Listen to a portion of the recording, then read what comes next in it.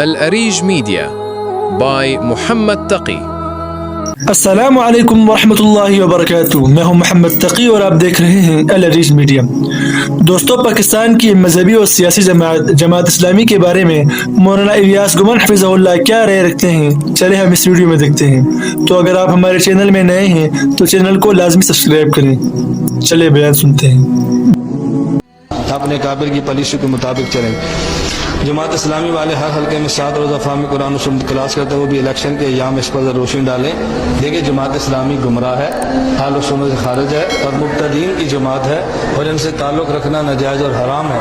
Vote دینا تو بہت بڑے گناہ کی بات ہے۔ یہ میرے جذباتی فتوے نہیں ہیں۔ میں لطیفہ کو ہنسانے والا مولوی نہیں ہوں، میرا عادت نہیں ہے یہ۔ میں سیدھی بات کہتا ہوں اور میں اللہ کے جواب دوں اس بات کا اگر میں نے غلط مسئلہ بتایا۔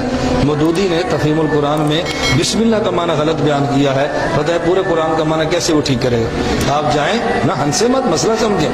آپ مودودیوں سے کہو جا کر تفہیم القرآن اٹھا کے دیکھو، اس میں مودودی بسم اللہ الرحمن الرحیم کے معنی پر کہتا ہے ایک لفظ محمل ہوتا ہے جس کا اپنا کوئی معنی نہیں ہوتا، لیکن کسی کے معنی میں مبالغہ پیدا کرنے والے لفظ محمل لاتے ہیں۔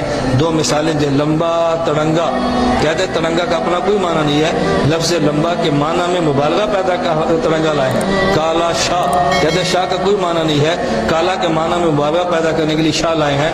الرحمن الرحیم، الرحیم کا کوئی معنی نہیں ہے، الرحمن میں مبالغہ پیدا کرنے کے لیے رحیم لائے ہیں، جیسے شاہ اور تڑنگا ہے۔ یہ فہم قرآن ہے؟ بتاؤ، گمراہ نہیں کہیں گے تو پھر کیا کہیں گے؟ انبیاء علیہ السلام کو معصوم نہیں مانتا، ہم گمراہ نہیں کہیں گے تو پھر کیا کہیں گے؟ صحابہ کو معیار حق اور حجت نہیں مانتا، گمراہ نہیں کہیں گے تو پھر کیا کہیں گے؟ آپ ایک کتاب کو مطالعہ فرما لیں، اس کتاب کا نام ہے المودودی والخمینی شقیقان۔ خمینی اور مودودی 2 بھائی، یہ اس کا نام ہے۔ اور اس سے بھی آسان چاہیے، شیخ الحدیث مولانا زکریا کی کتاب ہے مودودی فطرہ۔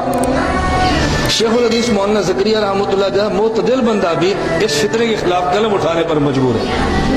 حضرت شیخ جیسا معتدل بندہ بھی بتاؤ کتنا بڑا فتنہ ہوگا۔ اور ووٹ دے کر کسی کو اسمبلی میں لے جانے کا مطلب یہ ہے ہم ایسے بھی تو کہ اپنا رہنما مان لیں، بھئی ہمارے بس میں نہیں، آپ برداشت کر سکتے تو کریں، ہم نے مسئلہ بتا دیا آپ۔ دوستو، اگر آپ کو ویڈیو اچھی لگی ہے تو ویڈیو کو لائک کر دیں اور چینل کو سبسکرائب کریں، اور کمنٹ میں یہ بتائیں کہ آپ مولانا صاحب کے بیان سے متفق ہیں کہ نہیں۔ جزاک اللہ خیرہ۔